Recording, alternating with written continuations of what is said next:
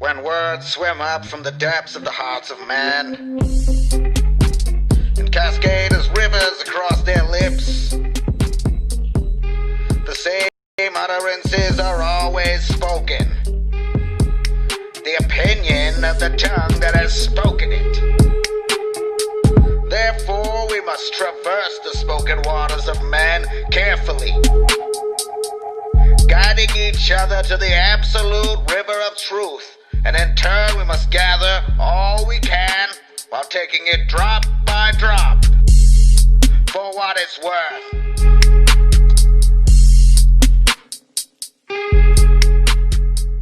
Good evening. Welcome to For What It's Worth. Tonight, we are going to be breaking down the controversial video, I Pet Goat 2. Now, some of you might be familiar with certain conspiracies surrounding 9/11, but the name of this short video is tied to the book that President George W. Bush Jr. was reading in a classroom when he learned that the hit on the World Trade Centers had happened. And the book he was reading, of course, was named I Pet Goat. And so this episode, we're going to be going into a little bit of predictive programming. There's definitely a lot of new age concepts being pushed in this film. But there are certain nuances and symbologies in the film that are predictive that we want to point out. It's fascinating because it seems to be discussing the ushering in of what we would consider an Antichrist figure, and also some world calamities happening in the year 2020. There's also markers that indicate there's some predictive elements related to 2017 and certain astrological signs that happen in the sky. So the annular solar eclipse is something that seems to be a recurring theme in the film.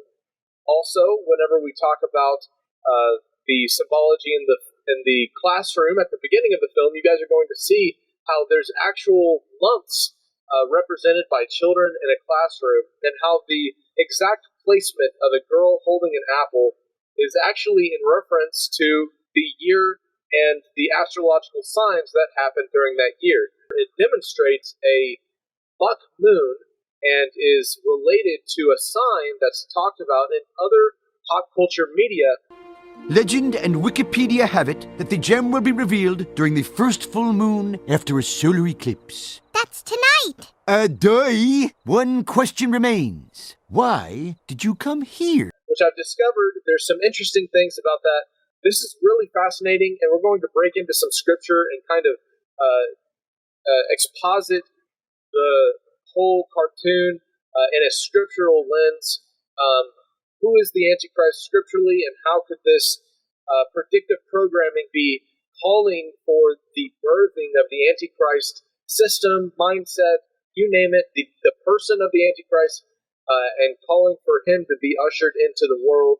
And it seems like all the timelines tied in this film, or this short film, cartoon, whatever you want to call it, are all pointing to interesting dates that we can look at today and say, hey, there's definitely some predictive elements behind this cartoon. And it's just super creepy, and we're going to be going through it, hopefully shedding some light on some of the occult themes that have been placed behind it.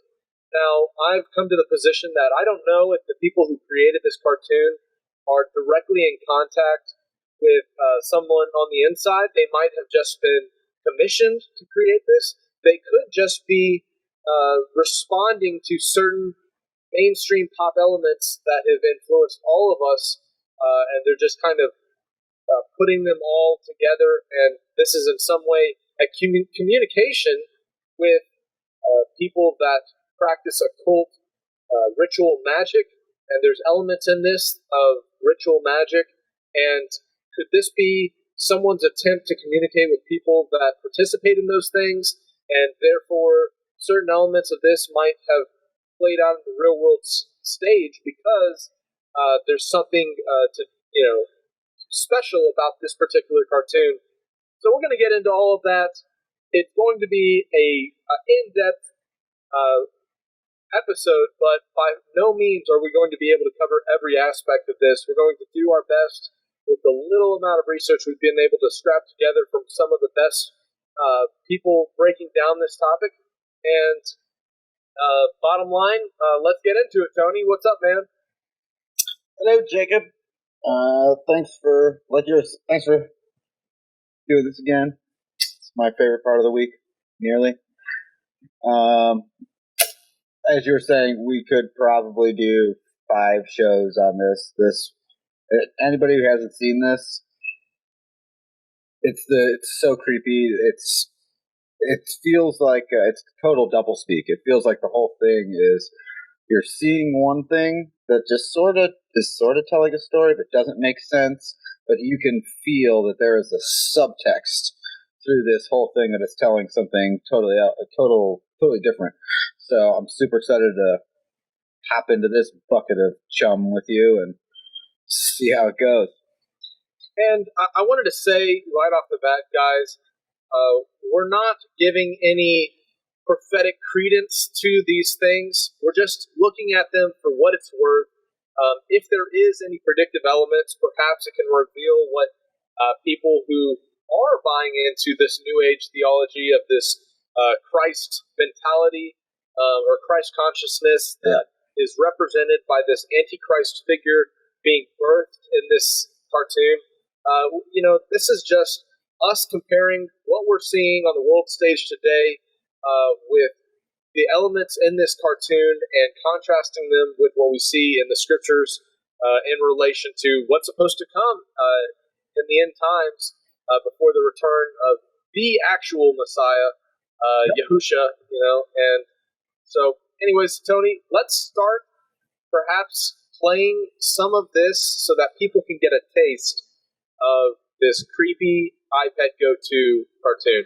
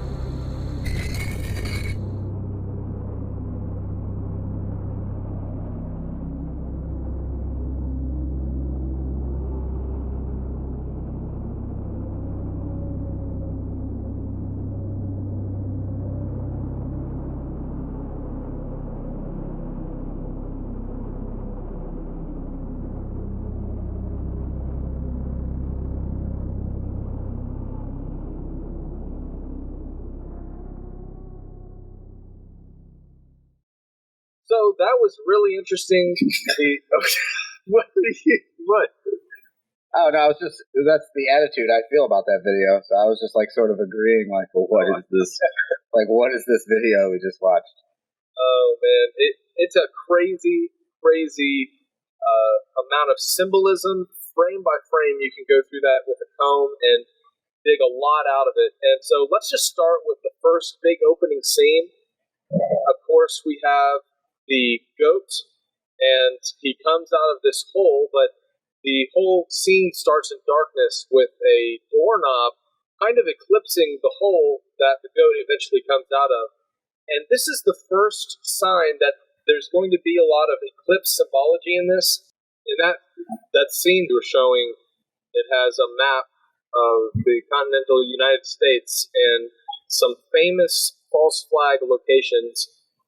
BP oil spill, you have New York, of course, Manhattan Island, 9/11. 9/11. You have, I believe, what were these other two locations? I'm trying to think. Louisiana levee breaking. Is that what that is? It's possible. It's in And the Oklahoma bombing. Oklahoma City bombing. Traditionally, very popular, famous false flag type events that get conspiracy theorists just mulling over the topic. So this whole setup to this really seems to be addressing end times type topics. You have the goat with the 666 barcode on its forehead. And I know that there's been a lot of theories as to what the mark of the beast is going to be. And throughout history, some people have theorized that it's perhaps even a barcode. And yes, in some ways, these are precursors to what will eventually be the mark of the beast. See, it is through barcodes that individual item tracking is a possibility, and especially at mass quantities. And this is tied to, in some ways, capitalism and the ability for people to really nickel and dime others. It's a form of money making to be able to track and control produce and to know what products are going out, where they're located, who's buying them. And so this all ties back to this tracking system that's a facet of material greed. And I'm not going to say necessarily that it's the mark of the beast. It's just a precursor. But there are interesting aspects that have been brought out about this tracking system that evolved eventually into online digital tracking systems. And eventually we can see how that would kind of correlate to a mark of the beast type scenario. And so right off the bat, you have the guy who has the big S ring, Satan, puppeteering the world. And I think this is a telltale sign that they're revealing to you their premise behind who's pulling the strings on the world stage. Yeah, interestingly enough, I saw that ring as the dollar sign, as with the band making the line through it. And the last time in human history that the dollar sign was used, it was the Egyptian symbol for slaves.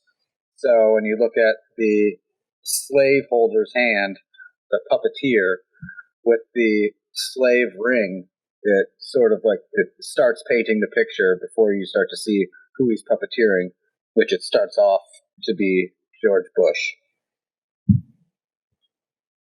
And we know right off the bat with the icons that are in this first scene with George W. Bush that there's definitely a tie to the Bohemian Grove in the top left corner. You can see an owl. And with Clinton, Bush, and various other presidents, there's a strong tie to the occultic, ritualistic practices that are taking place in the Bohemian Grove. Maybe I'll show a clip here for you guys to check out. The owl is in his leafy temple. Let all within the grove be reverent before him. Lift up your heads, O ye trees, and be ye lifted up, ye everlasting spires. For behold, here is Bohemia's shrine, and holy are the pillars of this house.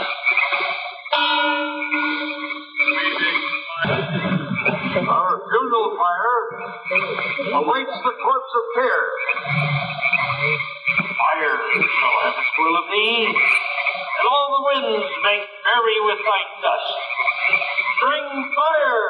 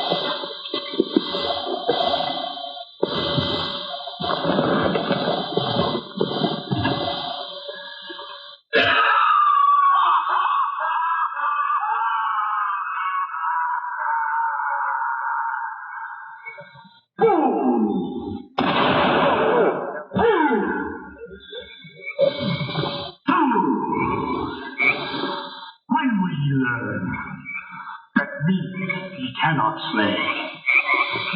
Year after year he burned me this grove, lifting your puny shouts of triumph to the stars. But when again he turned your faces to the marketplace, do ye not find me waiting as of old?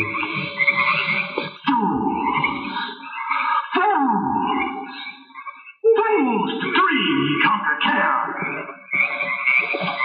Nay, thou mocking spirit, it is not all a dream.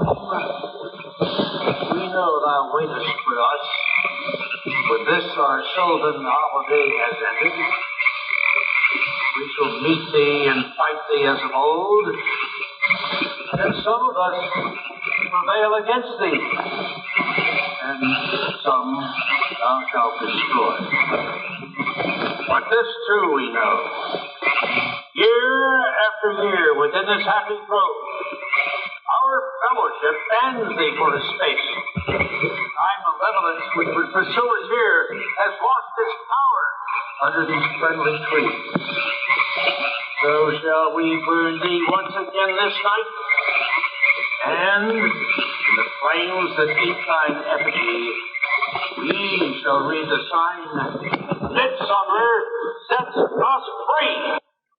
So the Bohemian Grove was actually what made Alex Jones famous. This is the instance where he snuck in, recorded the cremation of care ceremony, and this is something that reportedly many of the political elite, the big money figures in the United States and the Western world, and other high-ranking political and power-broking figures were all participating in this camp that happened once a year, the Bohemian Grove, basically ceremonies that took place, and they all tie back to ancient Canaanite rituals surrounding the worship of god Molech. And, of course, the owl is the symbol of Molech, and you can see that up in the top left corner behind me here. Moving on, we see Bush quickly transforms into Obama. And we, of course, see some more annular eclipse symbology here on Obama's cheek. You have the ring of light and the skin that represents the moon crossing in front of the sun. And, of course, this is the symbol of the Heliofont logo, the small circle next to the larger circle crescent. And I'm going to say I have a theory, and there's been a lot of people speculating about what these tiny circles next to the larger ring could possibly be. And I'm going to speculate some in this video because I think I have a theory that kind of took place on January 4th, January 5th, that could be a possible explanation behind some of the symbols that we see recurring throughout this cartoon. So, you guys, if you've studied into this before, you've not heard it taken this way, and hopefully you're going to enjoy the different perspective coming at this very popular video. So I wanted to lay this out right at the beginning. There's something to this because just recently, following the July 4th, 5th buck moon actually happening, and we're going to get into what these terms, the buck moon, mean and how it is significant in relation to this cartoon.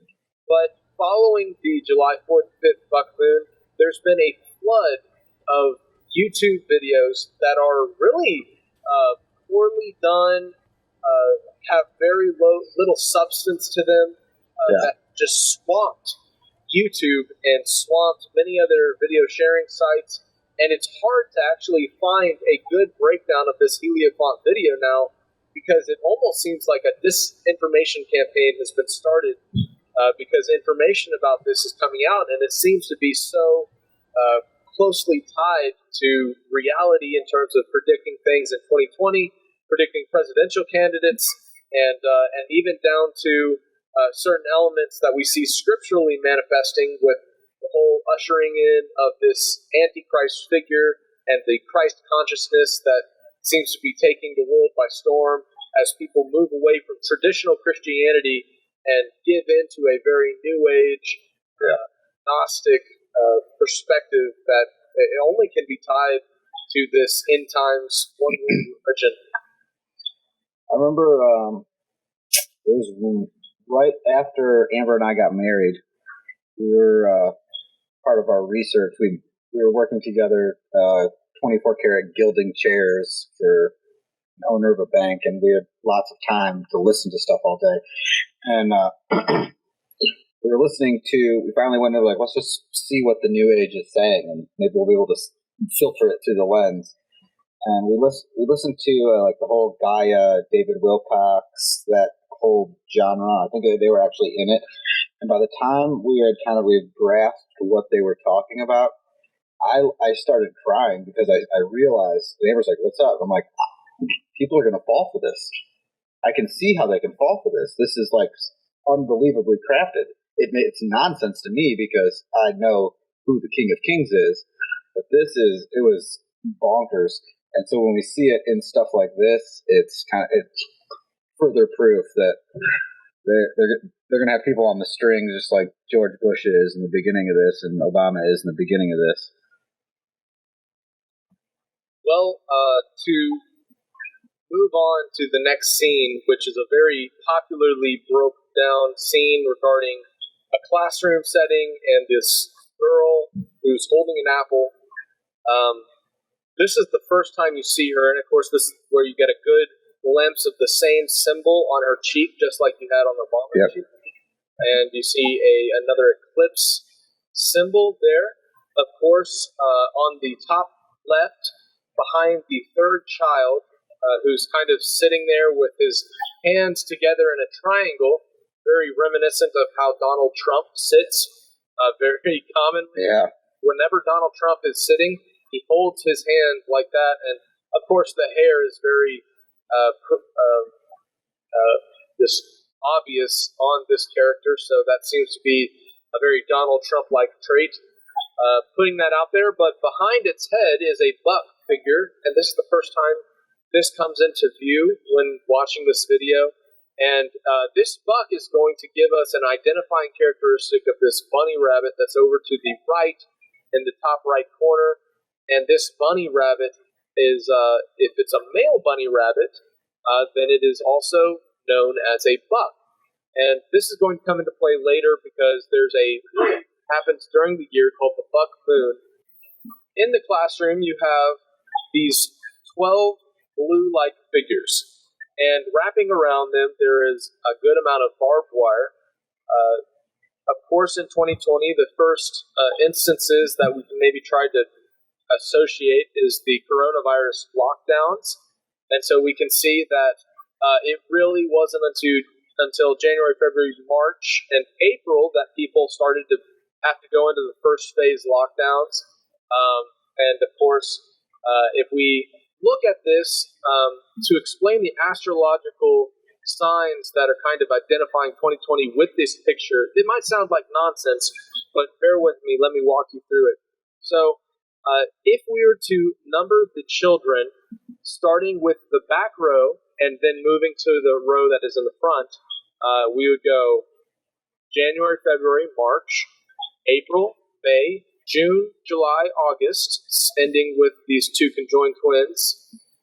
Moving to the front row with this kid sitting, September, and in between September and this next figure kind of cupping their face, it would be October, November, and then following December on the very far bottom right corner.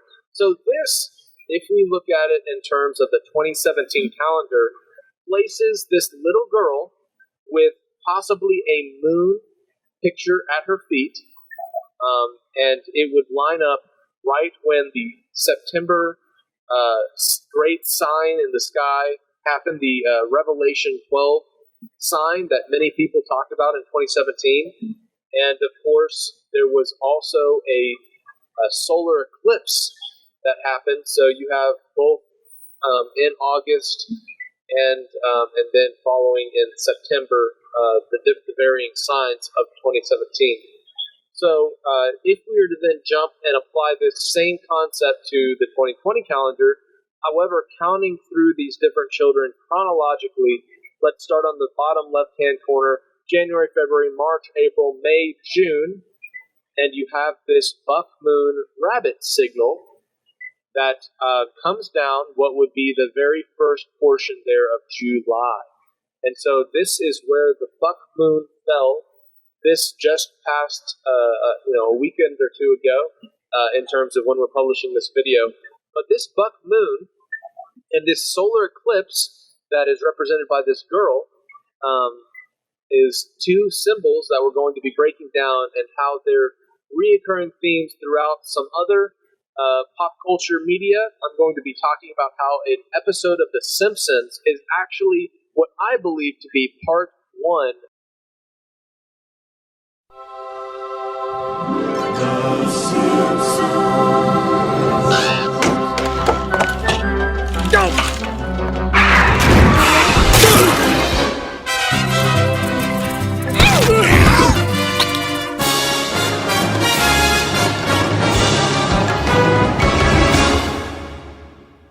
For centuries, man has been ruled by science and industry, but that era is drawing to a close.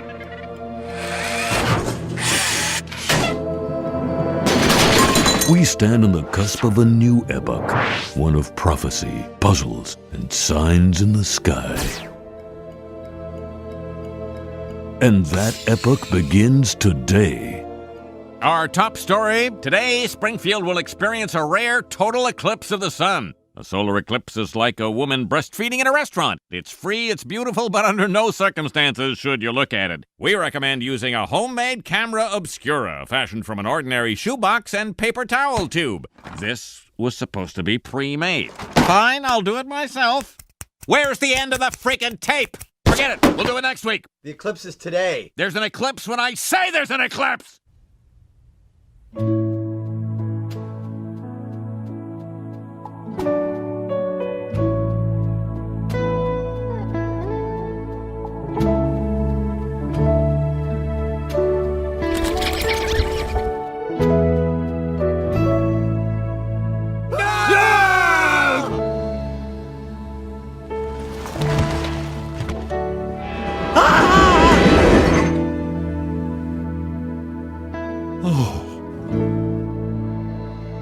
Okay, people, we've hit penumbra. Brace yourself for umbra. I'm gonna see it first. If they put all of the symbology that they could, then these two things would turn out to be part one and part two for me.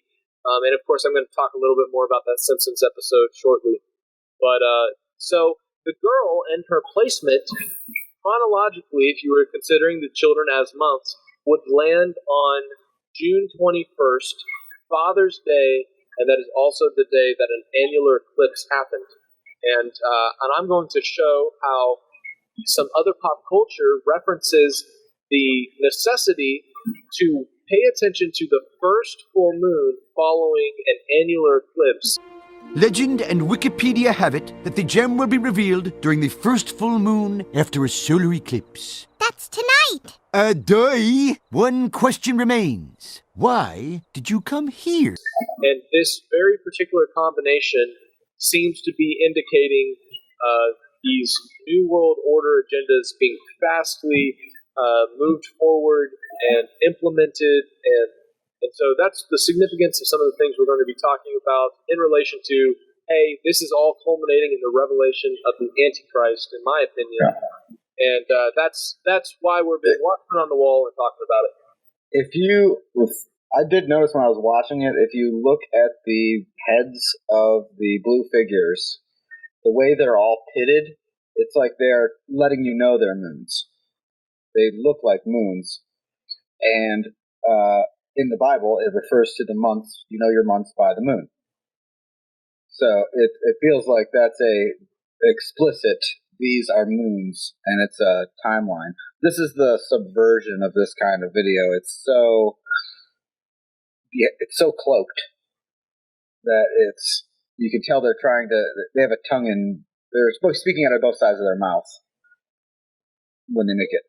Well, let me go ahead and read you this verse and maybe help people that are looking from the outside in or aren't very familiar with certain biblical prophetic concepts. In Psalms 2, it says, "Why do the heathen rage and the people imagine a vain thing? The kings of the earth set themselves and the rulers take counsel together against the Lord and against his anointed, saying, Let us break their bands asunder and cast away their cords from us. He that sitteth in the heaven shall laugh, and the Lord shall have them in derision. Then shall he speak unto them in his wrath and vex them in his sore displeasure." And it's definitely a conspiratorial premise that's being set forth here, that we need to be aware that in the end times, this whole Antichrist affair, a personified Antichrist, because I believe that there's been Antichrist throughout history, people stepping into this role that Satan has used to further his agendas.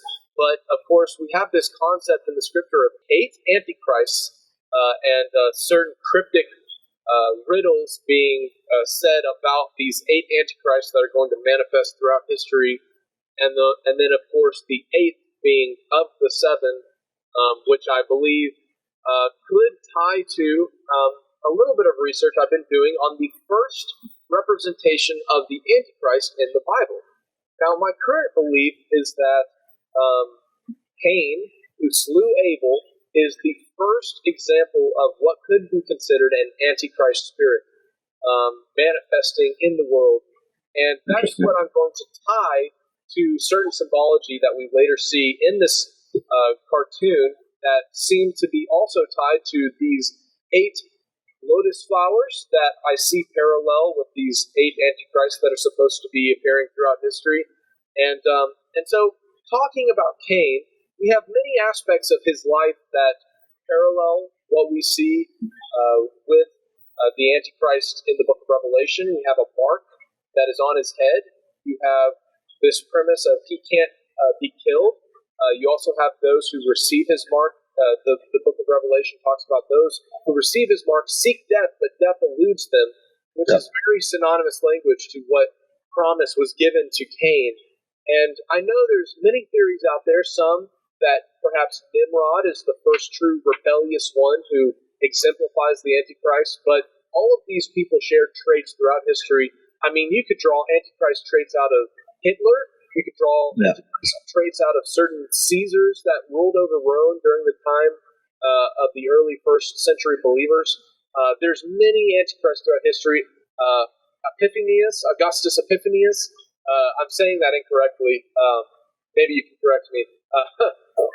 2 John 1:7 says, "For many deceivers have gone out into the world, those who do not confess the coming of Jesus Christ in the flesh, or Yeshua HaMashiach. Such a one is the deceiver and the Antichrist." So it seems like he lets us know it's a spirit that will infect many. Yeah, and I want to say right off the bat, 1 John is very clear that the spirit of Antichrist was even then in the world, and Christ is very clear: if you are not for me, you are against me. And I came to that realization whenever I first started hearing God's call in my life. I realized that if I had lived my life in a Antichrist fashion, in the way that I denied what Christ had done, and the way that I walked out my life did not reflect Him as my Savior. And so in a unconscious way, I was working for the kingdom of Satan, just by being a sinful man and going my rebellious route. And in the same way, I think people that produce cartoons like this or predictive programs, perhaps it's just a spiritual thing that's being manifested in their creative work because they don't have that heart that has been changed by Yahushua. And anyways, moving on. Do me a favor real quick. Tip your head up so I can see the right to your left. No, other left. Sorry, I forgot everything's backwards. I want to see those ringed reflections because I want to make a point with them, or in your glasses. Okay. You see the two rings, how they overlap, making okay, on the left one, the Bible says that no man can serve two masters. And I think that we have the realm of Yah, the quantum realm of Yah, and the quantum realm of the devil, and we live in the overlap. It's still only two. Yeah. The devil has spent his life with gnosis and Christ consciousness, self-worship, to try to convince us humans that there is a third kingdom, ours. And if he can get us to worship ourselves, we are automatically worshiping him. That is Antichrist.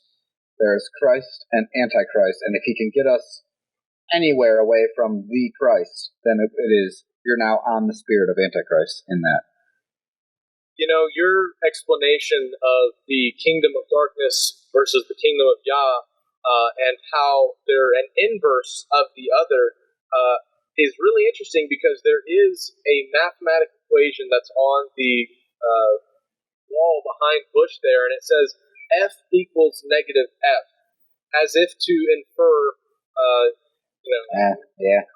So I think that kind of can tie into this below premise that at least the Kabbalists and the Illuminati and whoever these secret society types implement in all of their iconography. Yeah. Interesting, before we move on from the little girl in the classroom, this is a sidebar, and if Nate Reynolds, you end up seeing this, you're the one that kind of told me about the information that this makes me think of. This little girl is sitting at the feet of Obama in that classroom. She drops her apple and it rolls over by Obama's foot, which then you have the eclipse again, and it looks like an L, but if you follow the lines between the tiles, it looks like it makes an A. Do you see it? Yes.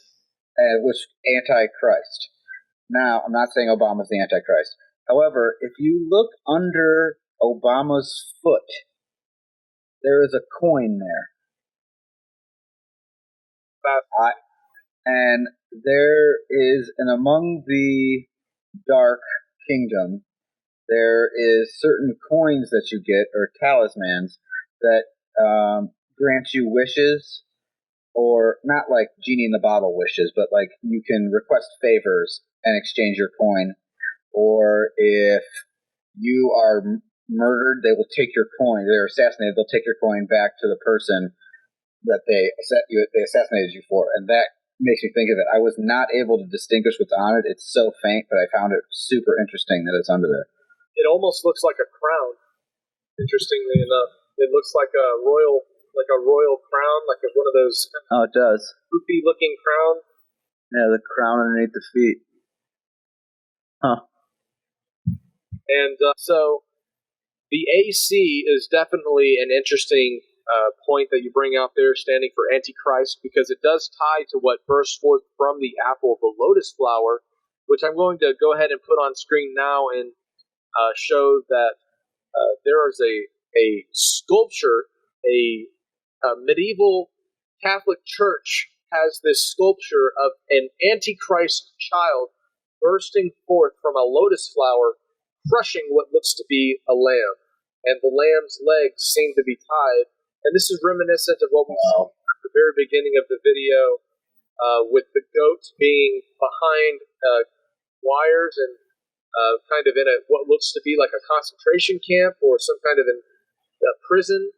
And so this Antichrist figure is associated with this lotus flower in a lot of symbols throughout history, and I'm going to just show that picture with the Catholic Church.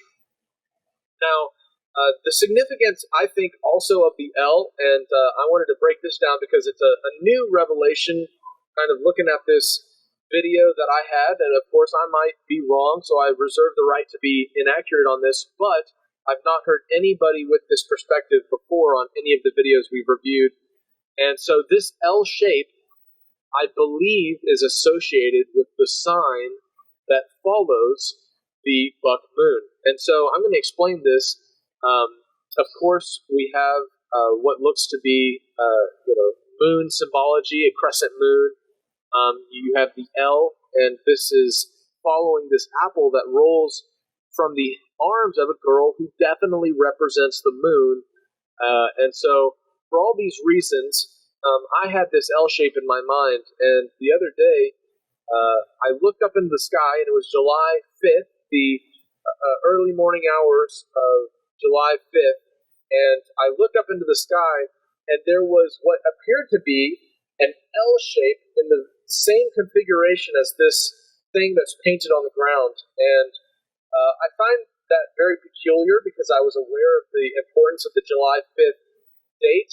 Later on, I'm going to show you guys, or maybe I'll pull it up on screen now, how there's a 5 and a 7 over top of this oil field on the screen now is basically a signifier for an important date. And of course, you see over here on the right side of the screen a cloud that looks very akin to a bunny rabbit, which also ties back to this buck moon symbology. And this 7-5 date is fascinating because that's the night I saw this. And on screen now, you're going to see the moon and what appears to be two lights forming a very kind of bentward sideways L shape. Now, this L shape is the same shape that we see kind of scribbled on the floor. And what I would later eventually come to think is the mark of Cain, or at least the same shape as what could be identified as the mark of Cain. Now, in doing some research about what the mark of Cain is, we can see the supernatural guise. Of course, this is the first thing that popped up when I looked for the mark of Cain. And this image is strikingly similar to the same shape painted on the floor and also in the night sky on the evening of July 5th. This planet and star formed what appears to be this L shape in the sky. It also looks like an upside-down pyramid, which is used recurrently throughout this cartoon. And it also looks like what is a birthmark on the cheek of this Antichrist figure at the end of the video. And the significance that I'm going to bring out about this is there is a song.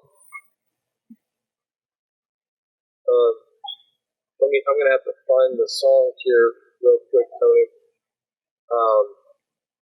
Actually, it's Mars is the red planet, which is interesting, tied in with all the Gaia stuff, because what they teach in New Age, I could not even make this up. They teach that there was a race of entities that lived on Mars, and a group of them decided to do an experiment.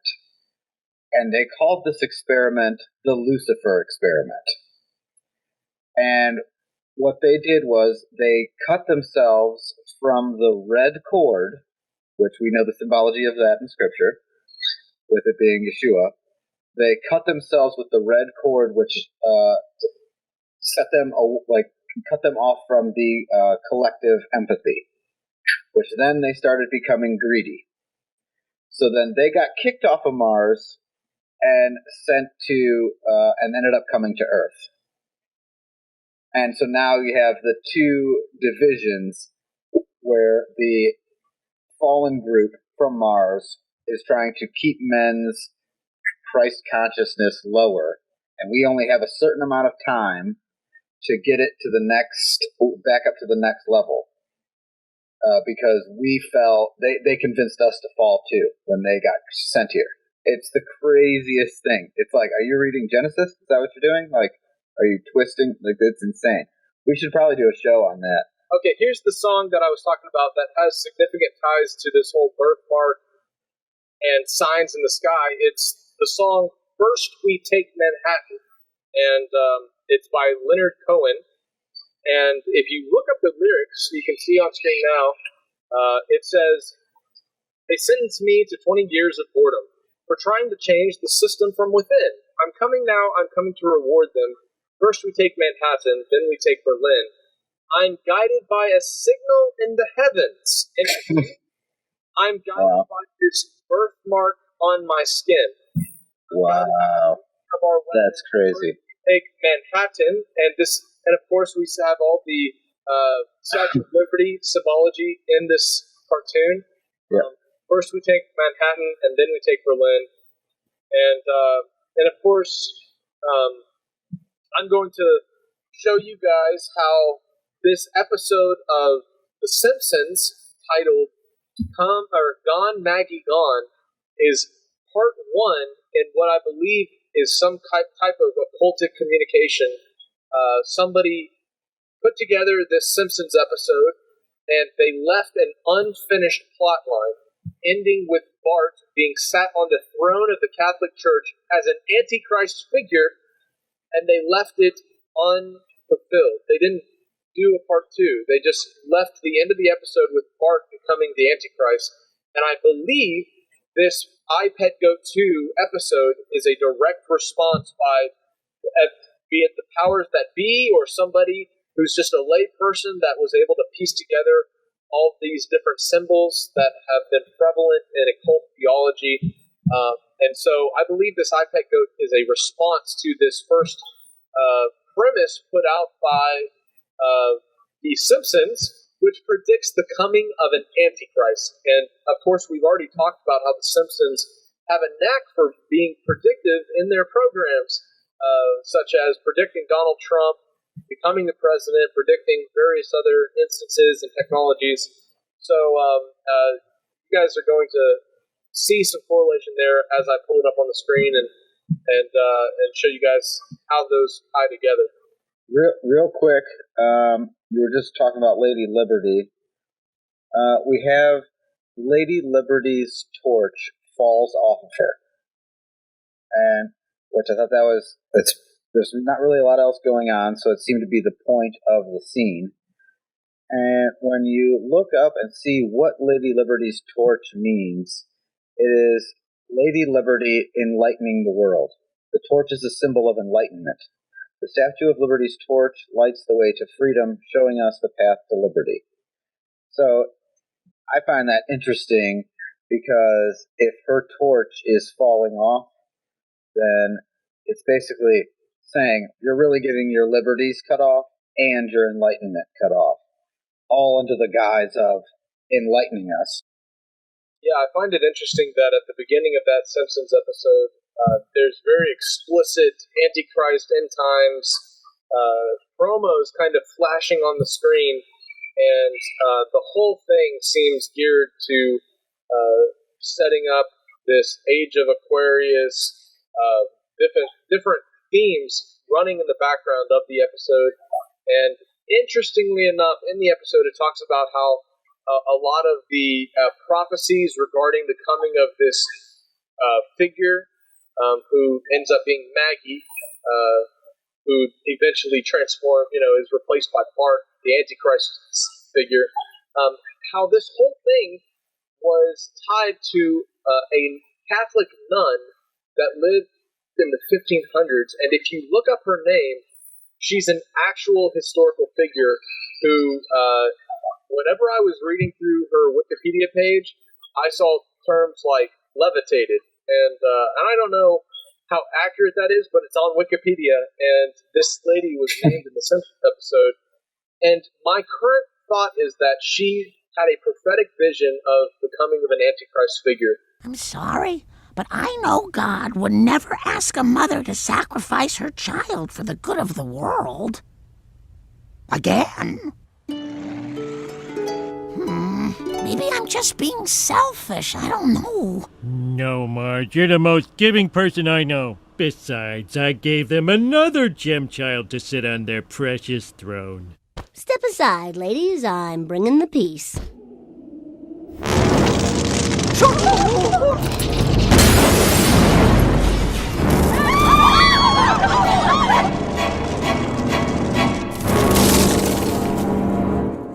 I am so staying up past my bedtime.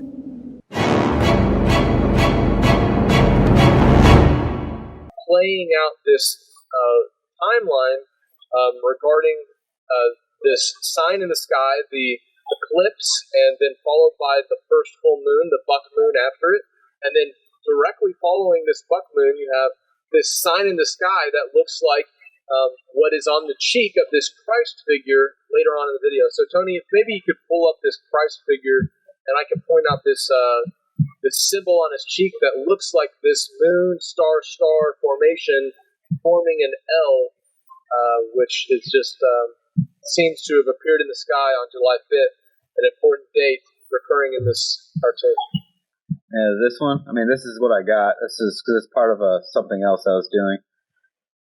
I would just say, yeah, that's it, and then talk about it, and then I'll put it up in editing. Gotcha. Yeah. So this is what looks to be a moon-ish symbol and two stars side by side, making an L or almost an upside-down pyramid shape. This ties to some of the symbology behind the dollar and the Federal Reserve, which we know has dark ties to Illuminati, Bilderberger-type groups, the Rothschild family, who has been pushing the federal banking system to control the world and has been the enemy of multiple presidents, all of which have lost their heads, and they all ended up on one of the varying notes, such as Andrew Jackson, who had written on his tombstone, "I killed the bank," and as if to mock him, his head ended up on their currency, which is just funny to me. That's hilarious. Moving on, we're going to see Obama standing over this lotus flower, nervous at what I believe to be a revelation of this final Antichrist figure, who this Christ consciousness replica Jesus is tied to lotus flowers later on in the video, being birthed out of this church vaginal canal, and of course the head of Satan over it, representing what I think would be the father of this Antichrist figure. And so, moving frame by frame, we can now see the camera come out of the classroom, and you see written on the wall there what is scribbled in a very strange way, Psalms 23. And this is, of course, the famous, "Yea, though I walk through the valley of the shadow of death, I will fear no evil" verse. And if you look closely and draw a line, and I'm going to do this to demonstrate, draw a line using the top of the S as an O and the top of the P as a D, you can see written on the wall, Donald. And I'm going to kind of highlight how you can read the D-O-N-A, the M being an A, then L-D. And this is just fascinating because I had actually originally wondered if this little cartoon was predictive in terms of Trump's presidency, because it did come out in 2013. And, of course, you have two instances. Of course, that first guy who's sitting in a very Trump-esque pose, and Donald scribbled hidden, but behind this very oddly written Psalms 23 on the wall. So I think it's interesting that they have the lightning bolt, which is referred to as the enemy who fell as lightning from heaven, and the verse talking about walk through the shadow of death and not fearing evil, sort of like a I will rise again, a resurrection sort of thing, which I find super coincidental in quotation marks. So as we're moving on, we can see the American flag enter into frame. It seems to be torn in half. And this is significant because earlier this year in 2020, the largest American flag on the continent apparently tore in half from wind shear. And so this happened while apparently Obama was visiting a high school. And I'm going to pull up this article here showing the flag tearing and also Obama's presence encouraging the graduates of the 2020 year. He did all these high school campaigns, appearing in high schools, and encouraging kids in schools in a similar way to what we saw with, I guess, Bush reading this I Pet Goat book directly before the 9/11 attacks, which brings us to what next is coming to frame. You have what is definitely a Twin Towers icon showing these two towers burning, and almost direct mimicry to how what planes flew into them, the two towers. And over on the left hand, before I skip over it, you have the midnight clock. The clock is set at midnight, so you have the doomsday clock, and if the clock hits midnight, we're here. And I think also in this we have what is evidence of a natural disaster, or perhaps man-made, but water seems to be flooding this whole area. You have this fence going down into the water. It seems to be like this whole area is like submerged. But all of this tying to what I would say is a possible 9/11 reboot. Yeah. You get it in the very name of the video, I Pet Goat 2, and that's what the book. That is the book that George W. Bush was reading when he got the announcement that the World Trade Centers had been hit. And if this is I Pet Goat 2, and there is going to be another false flag style attack, could it be possibly around the months of September? Perhaps it's going to be closer to the election. Who knows? We're not going to make exact date guesses or prophetic, exclamations, but all of this definitely is pointing to something in 2020 tied to false flags. Literally, Bush in the classroom says, "Fool me once, shame on me. Fool me twice, shame on you." And he does the magic fingers and pointing at people. It says, "Can't be fooled again." Yeah, it's just crazy, man. While we're at this spot, the next scene, as it's panning out from the Twin Towers, it keeps panning out, and it has this character standing here, and he jumps in the water. Now, this is gonna kind of like, I'm gonna show, this character keeps reoccurring through this. I'm gonna go through his occurrences, and then we'll come back. That way it sort of solidifies who this character is as we go. He ends up just coming up like that, and then he has a mask on. And he shows up again later in this, same character, different mask, and he's gray, which makes me think of the Greys, alien, which, as what we know, would be fallen angels, fallen entities. So he's masking. He shows up again as Callie. At first, I didn't think they were the same, but then I noticed on Callie's feet are the same raccoon tail tassels. So it's a thief. Raccoons are like little thieves, and he is the father of lies and a thief. And so he is Callie, and then changes his mask again to this, and he has a star on there. That's what we know of stars as being angelic beings.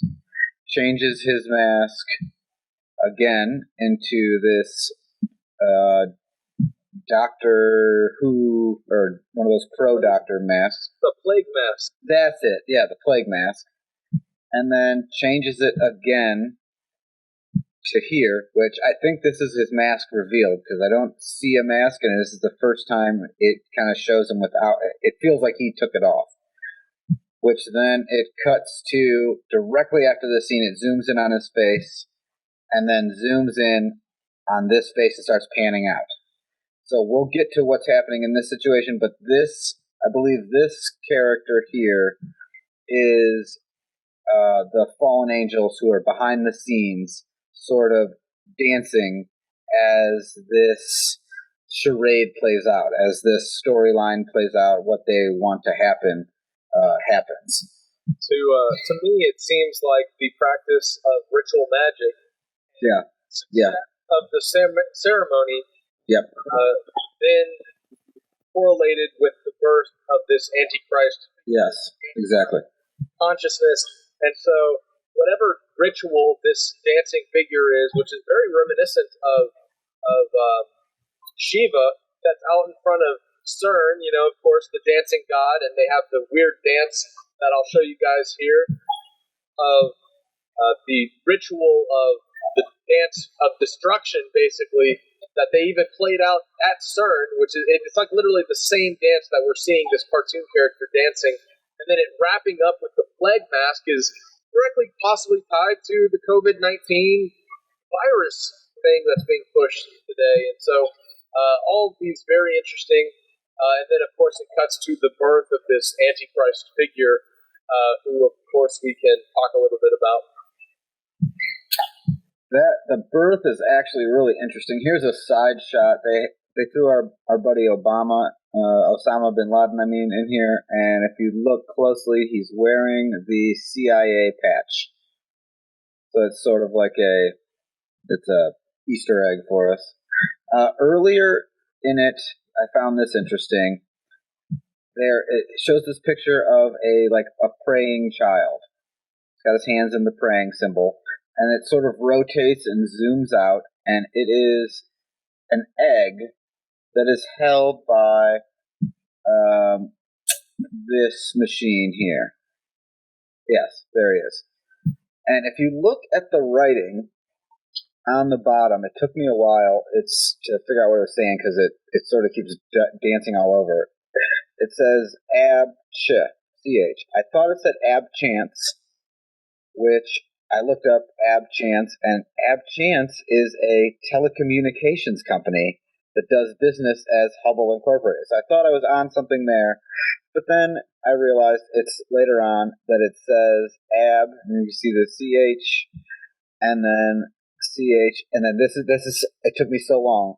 They wouldn't show the AO for Abchow, ABCHAO, which means out of chaos. But they show it in one frame without the rest of the sentence, without the rest of the phrase. So underneath this eye, in this TV screen, connected to a snake wrapped around an egg, and here we have the definition of Abchow. It is order out of chaos. It's a 33rd degree thing, and it's like an accepted path of the Masons. It's sort of a Hegelian dialectic sort of thing. But this snake and the egg is actually very interesting. The ancient symbol of the serpent coiled around an egg was originally attributed to the mythical founder of the Orphic Mysteries, Orpheus. It was a religion centered on teachings of the origin of life, procreation, immortality, mortality, creativity, and wisdom. It is the emblem of the Logoi, or the self-born, the Gnostic Christian who are reborn again into the immortal light of their own gnosis, which, if you translate gnosis to knowledge or knowing, this is basically the tree of knowledge of good and evil. This is getting people to worship themselves, their Christ consciousness, the self-born. If you are, quote unquote, the Christ, then, and you have to die to come back, you are self-born.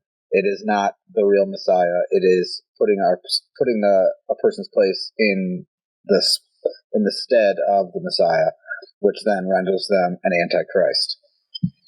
The egg and the snake show up later here as the Antichrist figure is entering the fallopian tube / birth canal, but we will get to that part here in a little bit. Now, it's also got a lot of similar characteristics to The Matrix, with people that are in the eggs there in the Matrix films, which also have a lot of underlying commentary on the world today and just the system of mind control and secrecy and brainwashing that goes into keeping people in the system.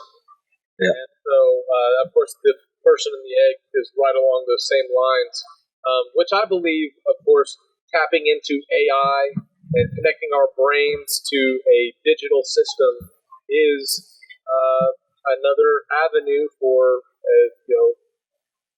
plugging into the beast system. And we got to be very conscious of virtual reality things and plugging into our brains into like Elon Musk style interfaces from the brain into like an AI computer.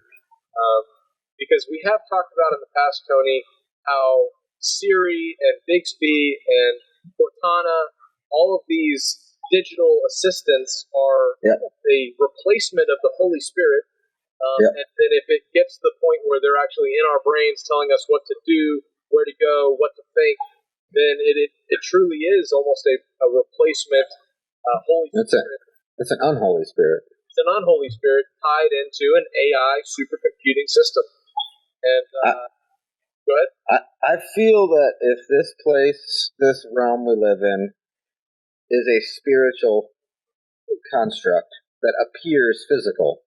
This is how you move mountains, walk on water, turn 5 loaves and 3 fish, right? Is it 5 loaves and 3? 5 loaves and 2 fish. Okay, if you can turn that to feed 5,000, like this place is a spiritual place, and so to have a physical object obtain a sort of consciousness in a spiritually built world is not possible.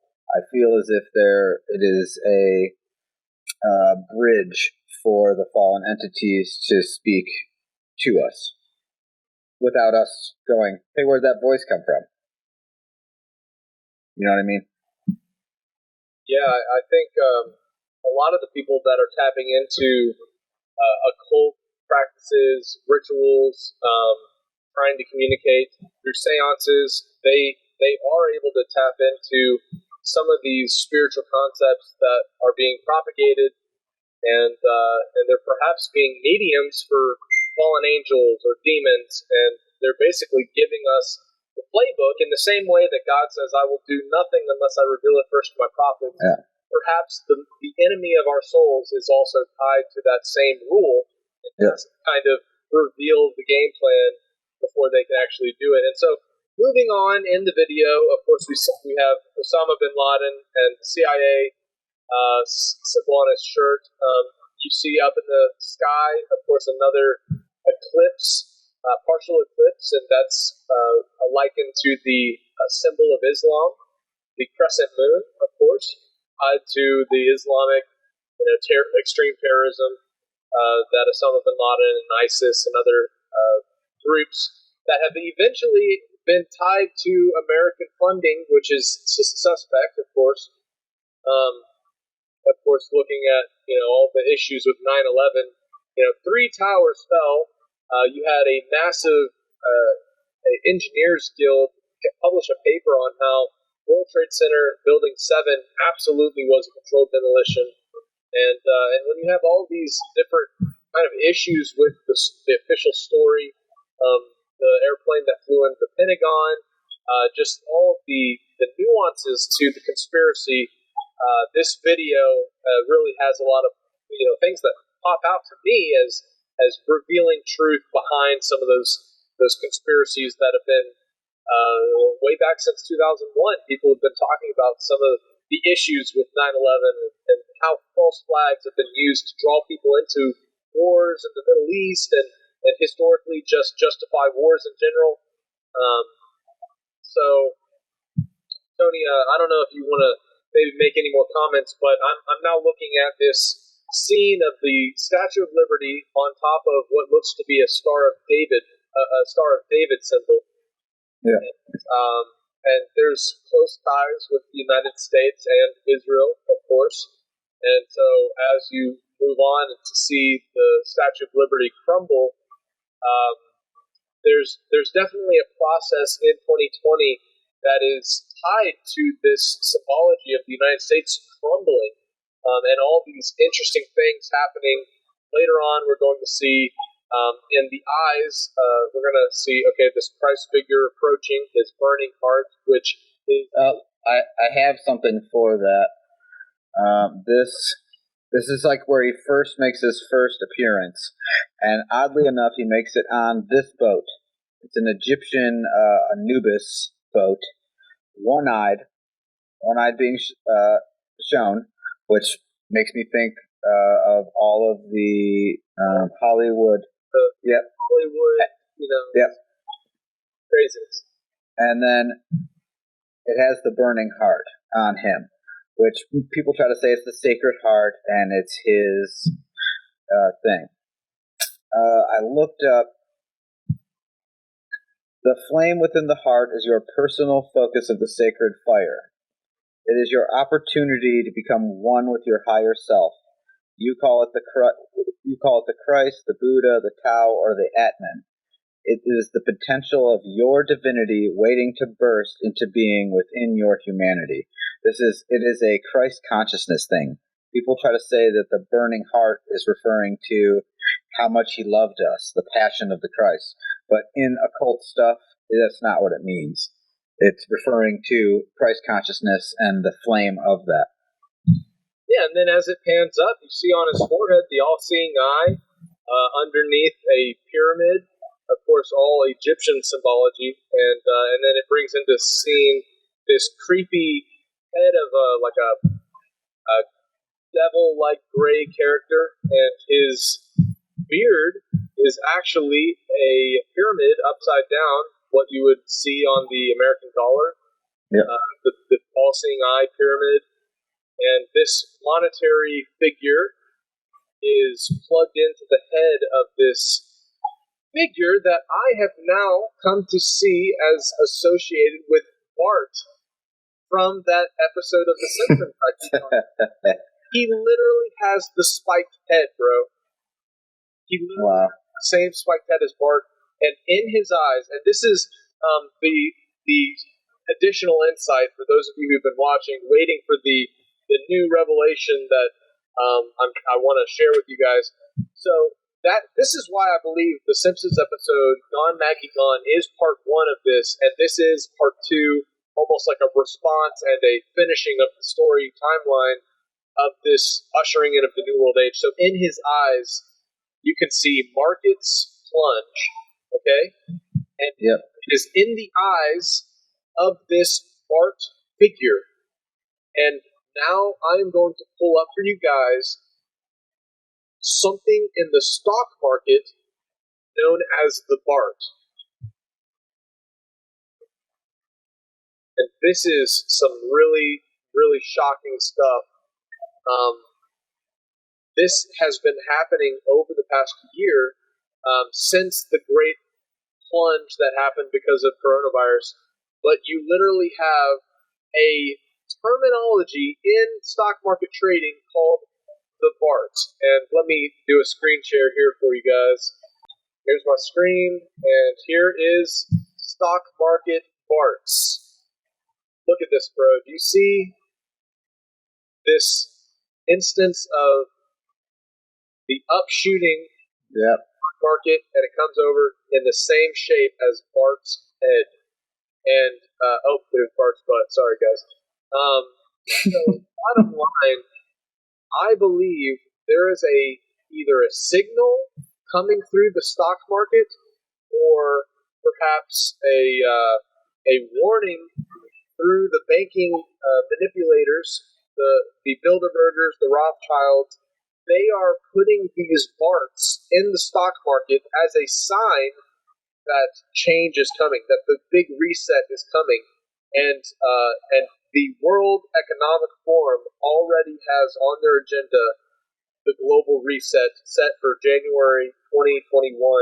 So what's going to happen between now and January 2021 where that agenda is actually going to be meaningful? Because in its current iteration, we're not going to have one world currency. But if the stock market crashes, if there is a global reset of the banks and the monetary system, then perhaps the Simpsons and iPetGoat2 are warning us with these Simpson characters to look for the signs in the stock market, which I screen shared and showed you guys, these marked heads appearing as perhaps a warning of a bigger crash coming in the near future, or something else, maybe signaling, the ushering in of this Antichrist figure.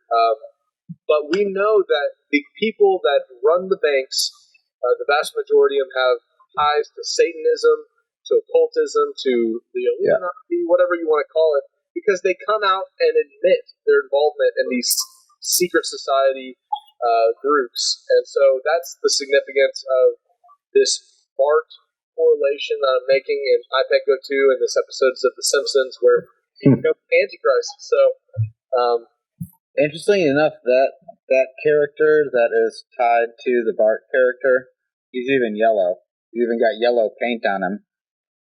Wow. He comes from the third eye of the Antichrist in the scene. It goes from this scene where it's super close to him, focused on the third eye, and then it comes from that area and then goes into this. And this is the same serpent egg machine from the beginning. And so it goes back and forth from this face to that lizard eye. So it's basically saying the third eye of the Antichrist is the lizard eye. Not a literal lizard eye, but what we know of like a dragon. The eye of the dragon. Wow. And it has broken the minds of the people. This dude has a full egg head. If you look in the background, you can see the rest of his head. And it's broken his head and wound itself inside of it. It's sort of controlling the mind of it.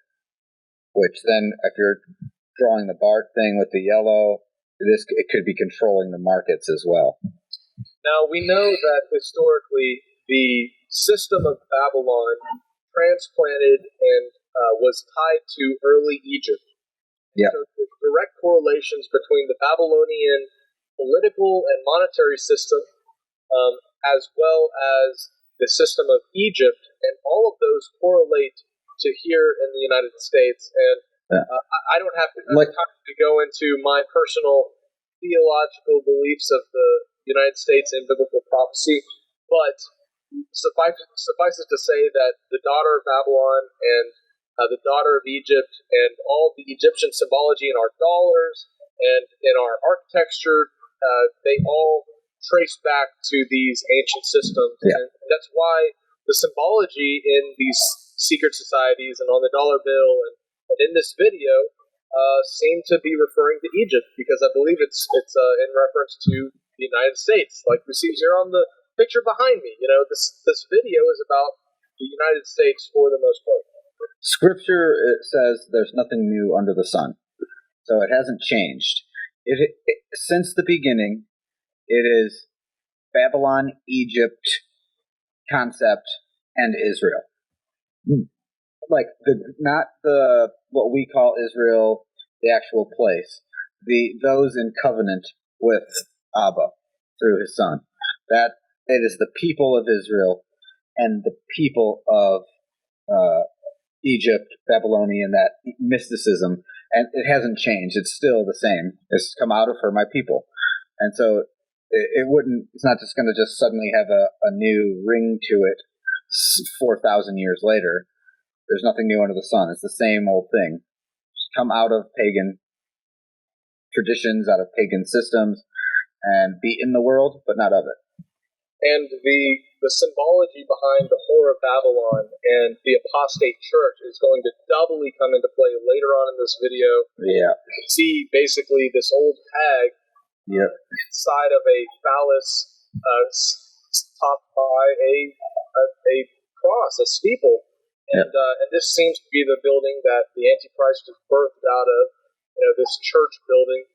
And so, to move on back to the very next scene, of course, we have these jets that seem to be like American-style bomber jets. Would be a mosque. That's not what I saw. The Masonic square and compass and alien craft. Okay, well, I mean, there's definitely. I would say that I do see the Masonic sign.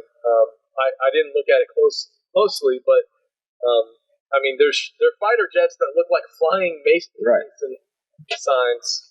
And they fly across and they bomb this building. It's a mosque because it has the moon on top. Yeah. Which then, interesting, the next scene is a top view, and you have my first thought was the smoke from the bottomless pit, and you have these creatures flying out of where it was hit. I think they're either blackbirds or bats, one or the other. They do look a lot like bats. And I'm going to have to do another overlay, but I believe this city, this Islamic, mosque city, has similar characteristics to either Mecca or Medina. So I'm going to have to pull up some side-by-side pictures and compare this place with Mecca and see if it seems to be the same kind of city skyline, similar look. Moving on, we see the Christ figure kind of holding a butterfly, and the butterfly is the symbol of rebirth. And of course, this whole thing is about the birthing of this figure. You saw a butterfly, huh? That's very interesting. Yeah. I thought it was a moth, like a Luna moth. Oh yeah, I mean, I guess it could be a moth as well. Go into what you were saying about the butterfly, and I'll cover the moth, and maybe it's both. Who knows? Butterflies are the symbol of rebirth. Of course, you have the butterfly going into the cocoon and then emerges later as this different creature. And you have also this scene, this Antichrist figure kind of being birthed within the church and then coming out, and then the church being destroyed behind him. So a very butterfly-esque transformation in the merging. So what did you get out of it with the moth? I thought it was a moth because it catches on fire and burns and is gone. It's just like this moth lands on butterfly, but more moth lands on his finger and burns and is gone. And the moth represents in spiritual terms that we must focus on the correct direction, and we must not allow others to transform us. Throughout history, many people believe that moths came from our own spirit guide to represent that we must follow a certain path in life. Often, the Luna moth is associated with an increase in spirituality and power. So when you put that definition, not letting other people direct us, and it burns, it's gone. It's saying, I will direct you now. That's how I saw it. But, I mean, the butterfly makes a sense, too. Oh, wow. Yeah, with anything, I feel like there's multiple layers behind this whole thing. I mean, even now, looking at the shape of the flame that comes off, it almost looks like a fox or some type of creature, just how you pause the video. So there's no telling what we've missed. Of course, we're just kind of adding to the things that we've researched and heard from others. Yeah. And I feel like there's more kind of insight to be drawn out of this. All right, so moving on, we have a scene that is Isis and Horus. Now, this is also likened to Mary and baby Jesus in the Catholic Church. In the several other theologies. There's various Madonna figures throughout different religions, and so I don't believe this is Mary and Jesus. I think it's Isis and Horus, and of course in the background you see a nuclear explosion. Yep. If you look up the Black Madonna, not African American Madonna, the Black Madonna, like the color, or the Black Virgin. Intentionally, hundreds of icons of Mary have black faces and hands. In France, they are called Vierge Noire, or Black Virgins. In other countries, they are called Black Madonnas. Some call her the Other Mary, which is pretty telling. Jung said she is Isis, while others consider her to be iconic remains of prehistoric Mother Earth worship. She is linked with Cybele and Demeter, Diana and Artemis, Isis, and Venus Aphrodite. Cross-culturally, she is associated with Kali, which we saw her in here too. Yeah. She is associated with, where did that go? Such small writing. She was Kali, Iena, and Lilith. Historically, she has ties to the Crusades and the Moorish occupation of Spain to the conquistadors who brought her to the New World. So this is, and it is manifest in consciousness, and like the essence that she represents, follows the guidance of the inner voice, the real master, or the cosmic Christ within. So we're back to Christ consciousness again, with the false, the evil, the other side of the coin of the Jesus' mother. We have the pagan Antichrist mother. And I think you're right on with that. I think the whole story of Isis and Set, or in the Babylonian context, it would be Semiramis and Tammuz, and this is also associated with where we get the holiday Easter. Your mic again. Mic test. There we go. So this ties back also to the Babylonian history with Semiramis and Tammuz, which in our scripture we can see this verse that talks about the weeping for Tammuz, and there's some interesting correlations with Easter and Astaroth being another form of the name of Semiramis, who also was deified as Isis and the Egyptian lord. So this figure, I believe, is a precursor to the birth of this Antichrist figure. Of course, Tammuz being deified, and also throughout all these different religions, perhaps it was all predictive programming for the Black Madonna. The Mary, the Antichrist, the woman that would birth into the world the opposite and the evil one who comes to steal the souls of mankind instead of coming to redeem us. The lawless one, wherein, in contrast, Christ obeyed the law and was righteous to death, and obedient until death. And so, I have an interesting sidebar here. It correlates in this sense. The devil himself is trying to make himself like the Most High, but he won't do it. You can't do it correctly. There is no correct way to do it other than submission. And he won't do that, so he's trying to replicate the mathematical formula in the reverse. So we have the, some people believe they're sapphire. We have Moses' tablets. Well, they have tablets. They have the emerald tablets of Thoth. We have the Messiah. They have the anti-Messiah. We have Mary. They have Lilith and Isis. He keeps trying to create this other side, which, interestingly enough, I remember being in high school or wasn't junior high, and they're teaching us the negative, the number line, the negative side, and my brain could not grasp it because I'm sitting there going, that's not a real thing. You can't have negative something. It's the center point of a number line. It can't be zero. You're out of numbers then. Yeah. You can't. There's no such thing as negative numbers. which, interestingly enough, algebra, calculus, all of those is based on that, and having a negative numbers, which perhaps our globe Earth math is based on, but I digress. The center point should be 1, and then you have fractions. You know what I mean? Where it's still sum, it's division and multiplication. And so that ties into, he keeps having his own inversed counterfeit that he's putting up.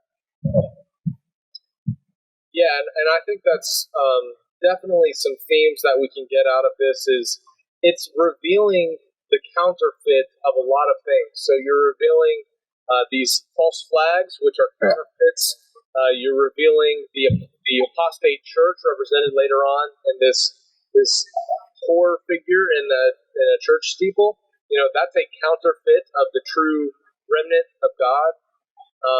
And so, of course, you have the Madonna, who is a counterfeit of Mary and Yeshua. And, of course, all of these seem to be put out in pop culture throughout the histories and different religions to muddy the waters and to draw away from the true prophetic redemptive story that was written in the stars with the Mazzaroth and that was revealed to us through the scriptures and the Messiah who was prophesied throughout the Hebraic times of the prophets, all leading up to the redemption of mankind with the true Messiah. And then, of course, you have the people who've sold their souls to the devil. You have the Illuminati who are waiting for this Antichrist figure to step onto the scene so that they can have their hour to shine. And so, moving on, you have the scarab symbol, of course, on this guy. There's a lot of interesting symbology with the scarab also. I have some stuff with that. Here's the scarab. This is the child that's on the Black Madonna. And if you look up scarab in Egyptian, it was a symbol of immortality, resurrection, transformation, and protection, much used in funerary art. The life of the scarab beetle revolved around the dung balls that the beetles consumed, laid their eggs in, and fed their young, represented a cycle of rebirth. Which is interesting as they're laying their eggs into these balls of dung, which are clay and crap. So they feed us crap on TV and media, and then lay their eggs in us, and then they hatch and keep that cycle of rebirth within us going. Yeah, just playing out their themes and their agendas in the media that they plant in the crap that is TV today. Yeah. So, moving on, of course, we have this interesting child warrior type figure. It kind of looks like a mannequin. And there's just interesting things there. You got a hammer and sickle and this guy who is kind of being sucked under this slime pit. Dude, what did you get from this? I could not understand this. I see hammer and sickle. I think of communism. The only other clue I even saw in there was his tattoo says Juanita something, which I didn't even think of looking it up. Let me see. Definition of Juanita. Oh. It means God is gracious. Oh, wow. Oh, man. And that's crazy. On his cheek, once again, reoccurring is this symbol for the astrological sign of the annular eclipse. And I didn't get a chance to read it, and I wanted to earlier, but in Jeremiah 10, we learned that the kings and the nations look for signs in the sky. And it says in Jeremiah 10, "Hear ye the word which the Lord speaketh unto you, O house of Israel. Thus saith the Lord, learn not the way of the heathen, and be not dismayed at the signs of heaven. For the heathen are dismayed at them. For the customs of the people are vain. For one cutteth a tree out of the forest, the work of the hands of the workmen with the axe. They deck it with silver and with gold. They fasten it with nails and with hammers that it move not. They are upright as the palm tree, but speak not. They must needs be born, because they cannot go. Be not afraid of them, for they cannot do evil. Neither also is it in them to do good." So we know, of course, through most ancient cultures a worship of the solstices and a worship practice tied to these astronomical signs in the sky, such as the autumn and spring equinoxes, and the solstices, the summer and winter solstice, and of course the annular eclipse that happened in 2020 landed on July 21st, and this was a annular eclipse that landed on Father's Day, and this is the only time since 2001 that an annular eclipse has landed on Father's Day. And you can look at that timeline and what happened after the annular eclipse in 2001. We have the attack in September 9/11, and perhaps if this iPad Go 2 is signaling a second false flag attack, a liken to 9/11. I mean, all of these symbols and icons and different images seem to be pointing to 2020. And, you can draw certain aspects of 2017 and the symbol of the Revelation 12 sign that many people, that they woke up to the reality of prophetic signs in the sky. And perhaps this is just another example of the occult looking forward to this sign in the sky that signifies they need to move forward with some dastardly plan. I would like to interject something here. If anybody's watching with their children right now, the section we're about to get into with this Whore of Babylon representing person in this very phallic tower has some stuff, even though it's cartoon, might not be suitable for children. So just tell them to go get a snack. But this part coming up, where we are introduced, this is where the Antichrist figure is moving towards on his boat. This is above the cave or fallopian tube or birth canal, whatever you want to call it, that he enters. And if you don't see what I see, I don't know what you're looking at, but it's very phallic. It's very phallic in nature. So much so that they zoom in and you get your first glimpse of the face of the whore, and she is inside, and they literally have like white stains coming out of the windows. A rock slide comes off the top that doesn't look like rocks the way it moves. It looks more like a fluid. But the regenerative member showing the impregnation of this Antichrist figure or whatever is happening, because you see later the rocks falling in that cave that this Antichrist is then later birthed out of, and these rocks, of course, symbolizing lack of any other way we can put it, ejaculate. And so this woman is representing to me the whoring church, the system of Christianity today that is talked about perhaps in Ezekiel 22. They've hid their eyes from God's Sabbath. They've not taught the difference between the unclean and the clean. They've changed his holy ways. They've hidden their eyes from his law, and they've made a prophet of the whole guise of Christianity. And basically, church steeples directly tie back to the phallus symbol. And a lot of Christians don't know that. And if you're watching this video, church steeples are basically reiterations of the ancient Egyptian obelisk. And that's exactly what is being very clearly demonstrated in this cartoon. Obviously, the creators knew about the whole phallus association with church steeples. An interesting thing what we were talking about with the whore, the church whore, basically monetizing the gospel. If the gospel is about Yeshua and he is love, then to charge people for love is prostitution. It is whoring, like at the most base level. And so it's this we have her inside this, and this is where it gets a little graphic.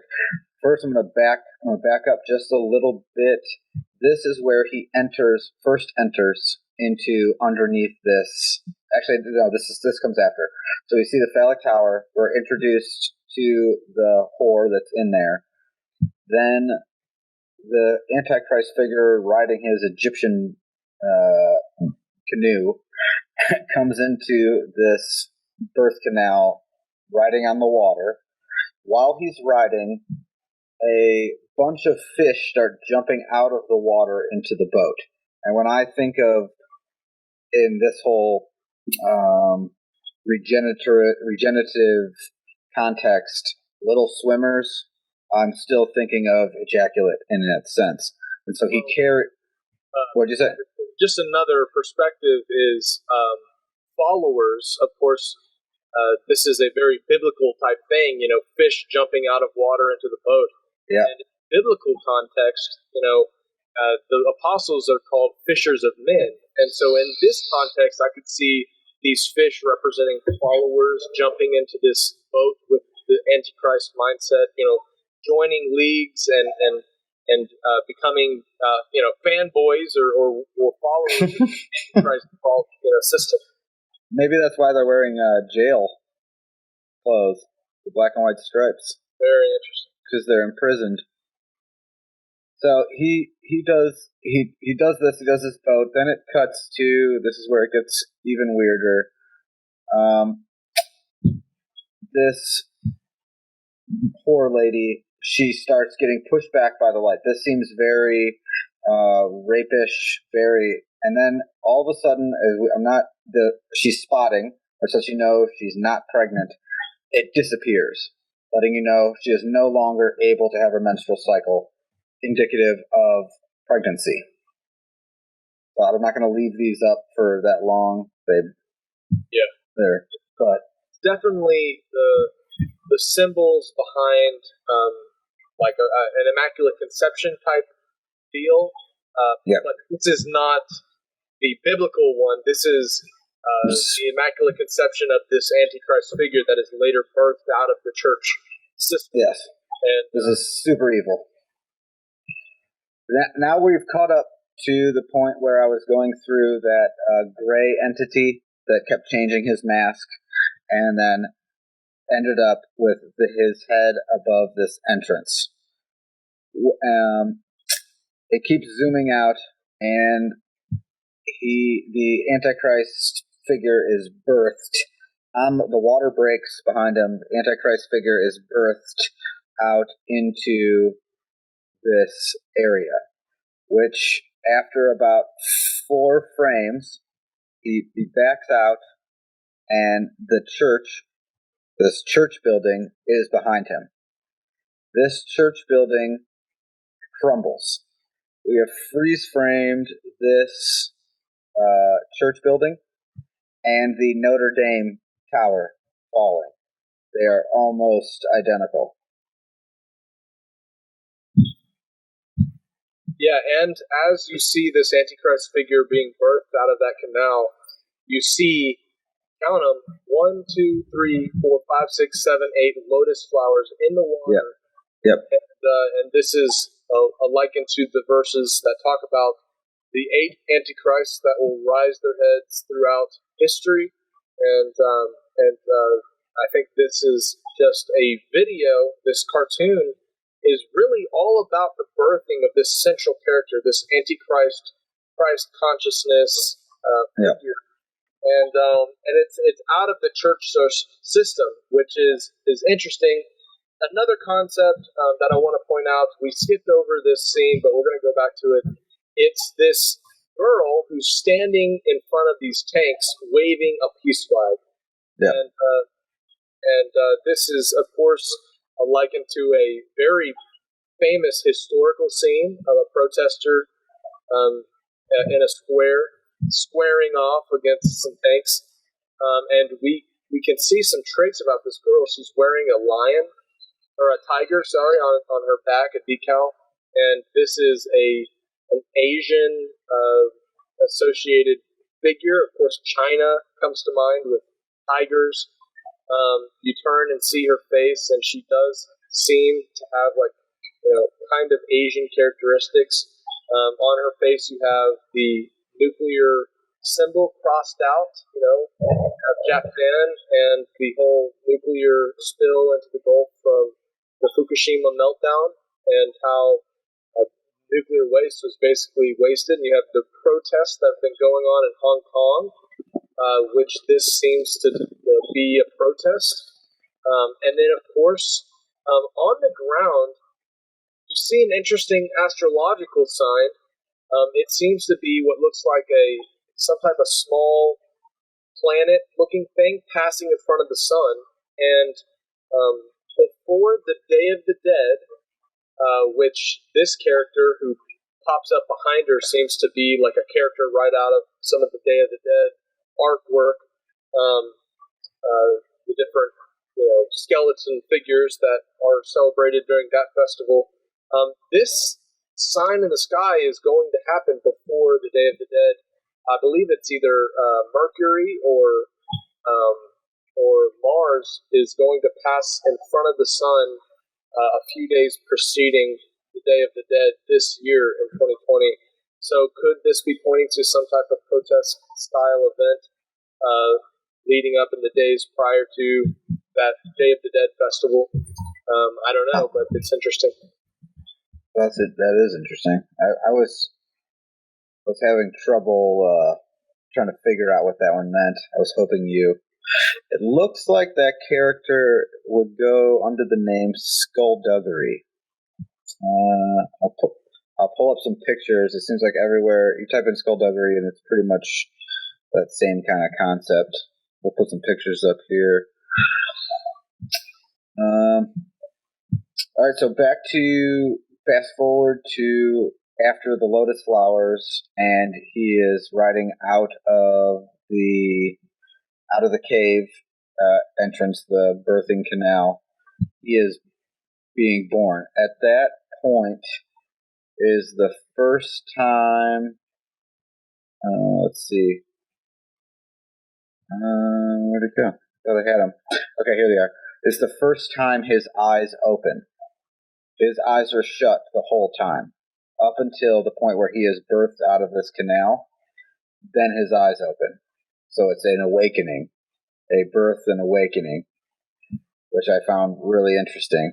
And on his cheek, of course, is another triangular symbol, which I think is tied to that whole song by Leonard Cohen. Yeah. Where it says, "I'm guided by this birthmark on my skin, and I'm guided by a signal in the heaven." And once again, I think this is tied to that symbol that appeared on the evening of July 5th after the buck moon, which I'm going to play this clip from The Simpsons, where they literally say, "We're waiting for the first moon following the annular eclipse, and this is going to reveal some particular figure that will arise on the world scene."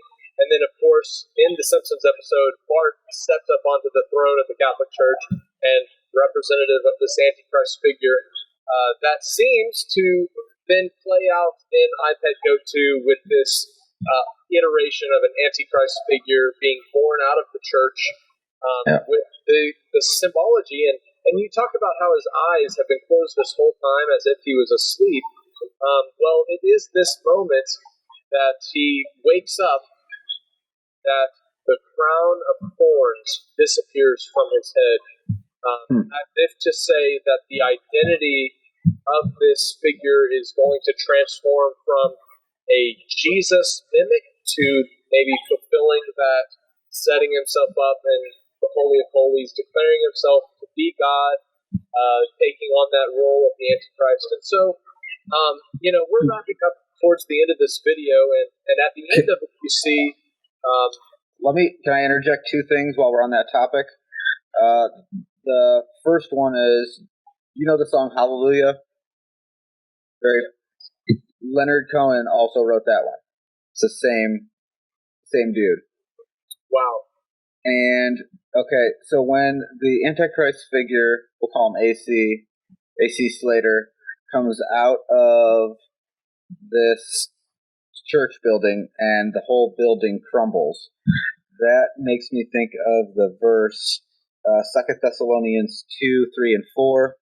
Let no one deceive you in any way, for that day will not come unless the rebellion comes first and the man of lawlessness is revealed, the son of destruction, who opposes and exalts himself against every so-called God or object of worship, so that he takes his seat in the temple of God, proclaiming himself to be God. So he is going to come out of the church system, all of them, and then destroy them behind him, so he could put himself in the place of it, which I thought was interesting. That makes me want to read Matthew 24, which says, basically, starting in verse 3, as he sat on the Mount of Olives, the disciples came to him privately, saying, Tell us, when will these things be, and what will be the sign of your coming and of the end of the age? And Jesus answered them, See that no one leads you astray, for many will come in my name, saying, I am the Christ, and they will lead many astray. So, full stop, pause, let's comment on that, because for the longest time I heard it taught in church that there's going to be a guy that stands up and says, hey, I'm actually the Messiah, or I'm actually Christ. But I've come to look at this verse in a different light. What if Jesus is simply warning the disciples? There will be many coming saying, I am Jesus, I am the actual Christ, but they will lead many astray.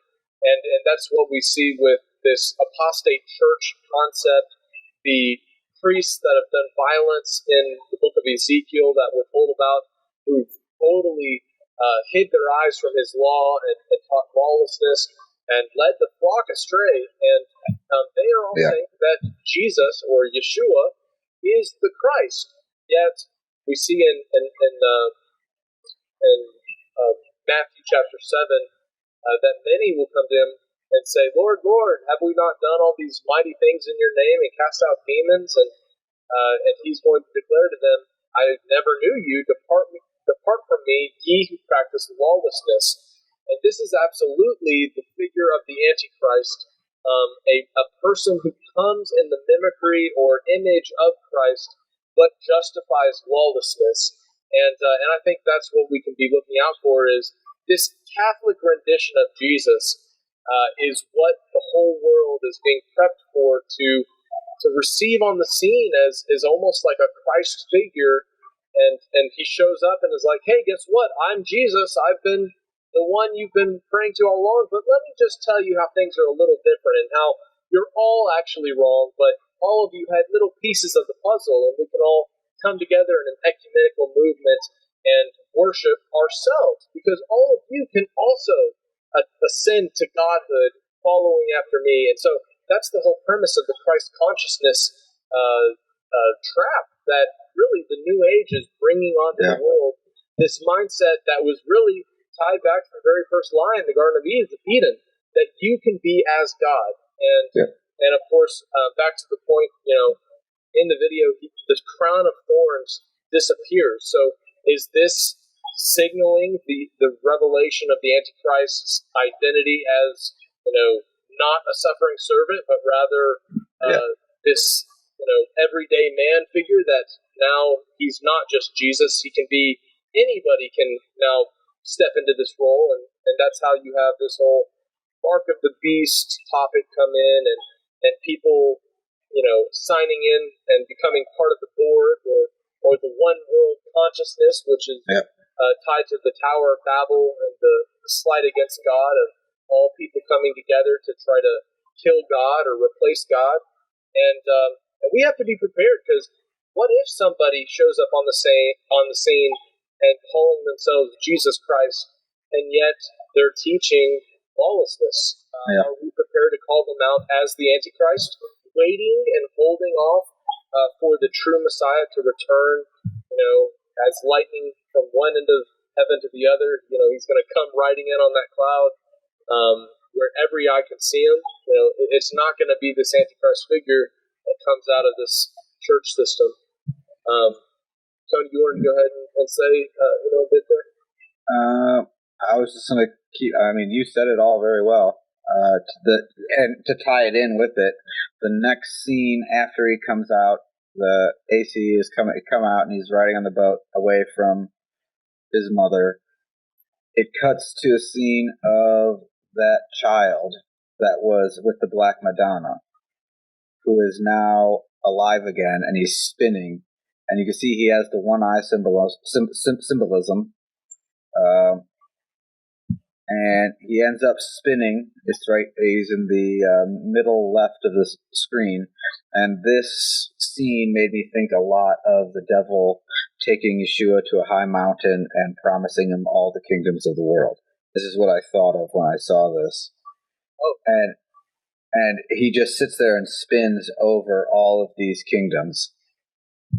And then it cuts immediately to this scene, which was basically the Antichrist figure looming over all of these crowds that are all facing him. So I assume it's worship. And then he destroys them all in this wave. This wave ends up obliterating everyone. All of these, like, ashmen, all carrying briefcases, looking like sleeping businessmen, which reminds me of those Chinese burial sites with the armies that are all buried with the various generals or whoever, and all those porcelain armies. Terracotta army? Terracotta armies. It really looks like one of those. Yeah. And, as we kind of draw towards the end of the video, you see meteors shooting out of this sun and destroying pyramids. And yep. Of course, pyramids being a sign associated with the United States, the system of Egypt here is definitely in place. It's on our dollar bills and a lot of the symbols for the United States. You have Egyptian symbology. So in the clouds, you have a scorpion tail. You can see there some type of scorpion cloud formation. So, there's a lot of symbols in here that we can unpack even further, but I think just this first overview, pointing out the Antichrist agenda and the rebirthing of this Christ consciousness coming out of the Christian church.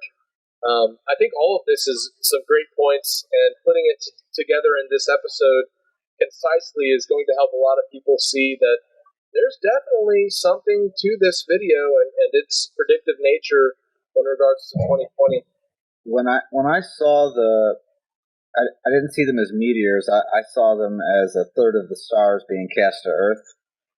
But I guess we would see that as meteors.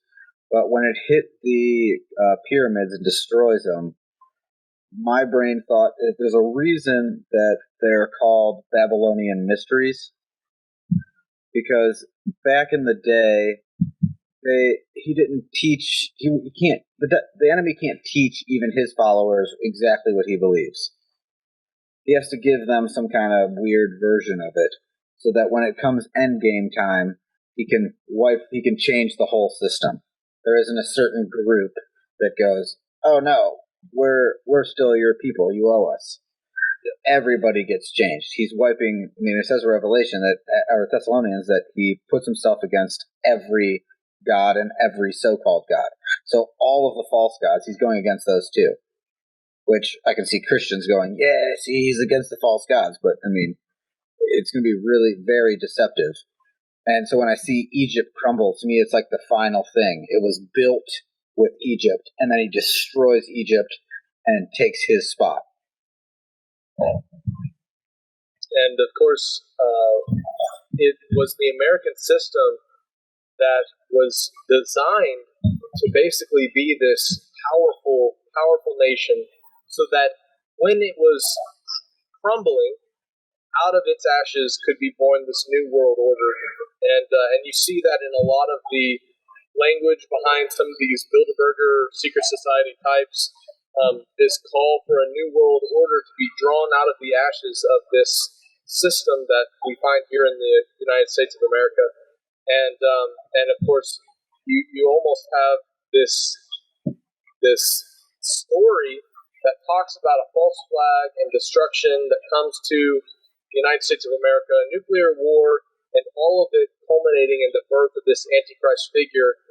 And so, just a lot of interesting stuff, man. I think we've covered all that we should in this particular episode.